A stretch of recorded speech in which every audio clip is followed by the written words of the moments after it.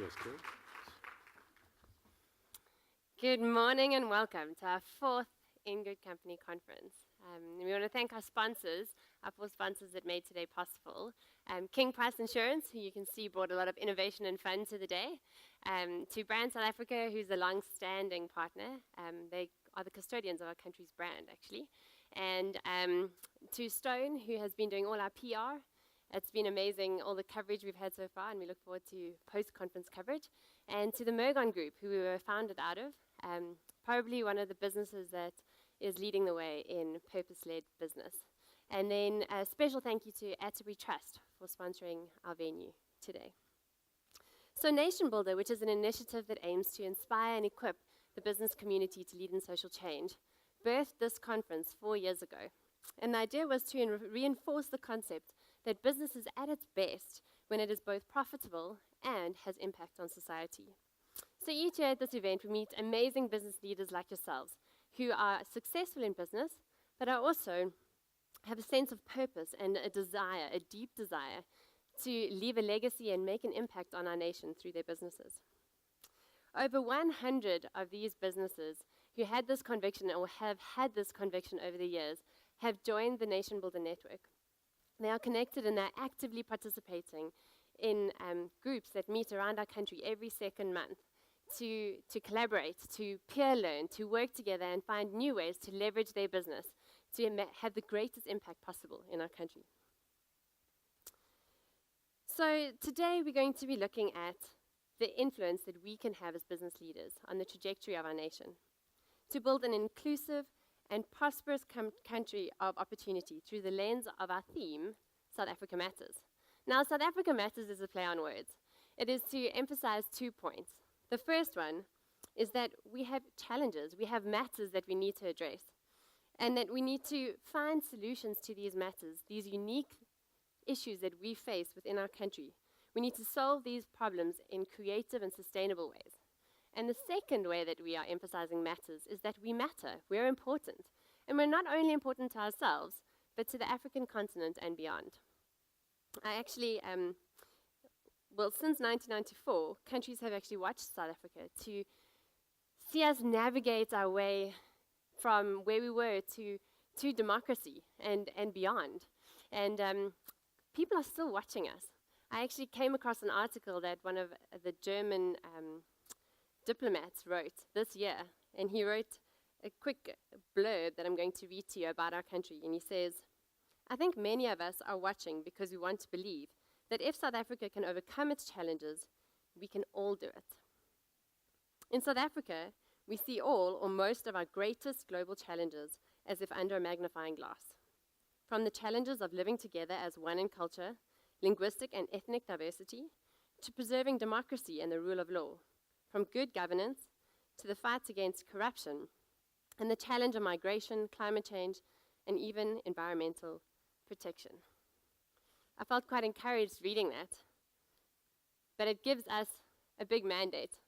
So if we are to get it right, which I believe we will get right, we will pave the way for many other people and nations to take courageous steps in righting wrongs and finding new and creative solutions to challenges and to accomplish things that previous models and approaches failed to achieve or cause stagnation. So how do we address our large social and economic divide that we face in our country? Our unequal society, our severe unemployment statistics, all with a low economic growth. The social development sector that we so often look to in these things is under immense pressure as the needs continue to increase for them to solve. What's more, the same sector is under financial pressure because the business sector, which is its largest income provider, is experiencing lower returns due to our economic landscape. So this perfect storm that I've just spoken about is starting to contribute towards bringing about a groundswell of social innovation or social entrepreneurship, which alleviates social problems with innovative business solutions. These enterprises bring about an increased economic activity and opportunity. They play a pivotal role in breaking the cycles of societal challenges that many people face daily. So the social innovation conversation isn't an international one primarily anymore. Many of our local universities have actually included innovation as a key focus. And they're doing this in response to our great unemployment and to the need and for the need of increasing small businesses to contribute towards our economy. South Africa has actually been named in this last month, according to Forbes Africa, or been earmarked, I suppose, as the Silicon Valley of Africa. And this is because of universities like Wits down the road, well in Johannesburg, Stellenbosch University and UCT, who are leading the way with the innovation hubs that they have. So today we're going to be looking at all of this. Some of the highlights we're going to be starting off with. We're going to have Graham Codrington and Bonang, who are going to set the scene and just look at where we're at in our country. They're going to give us some reality checks, bring some seasoned wisdom and insights to the table. We're then going to move on to current innovators. And we're going to listen to two of the social innovation winners. So in June, we had a social innovation challenge in Stellenbosch with the Stellenbosch University's Launch Lab.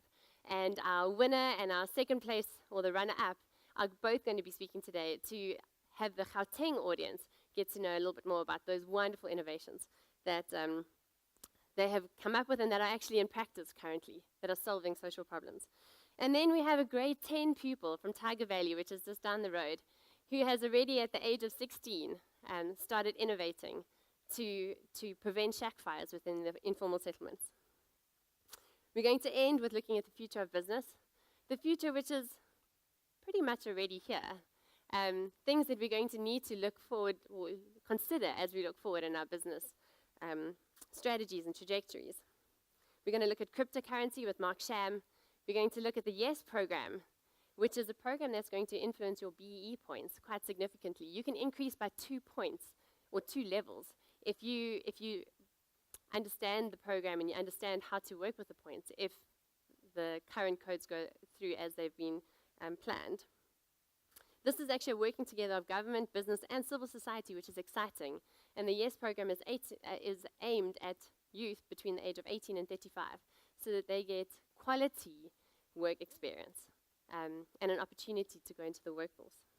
Then we're also going to be listening to a little bit about millennials. We know that they are the workforce of the future, but we had an interesting conversation at our office the other day where we realized that millennials are often in leadership positions already within our companies. So it's not something to come, it's something that's here and it's going to continue to increase.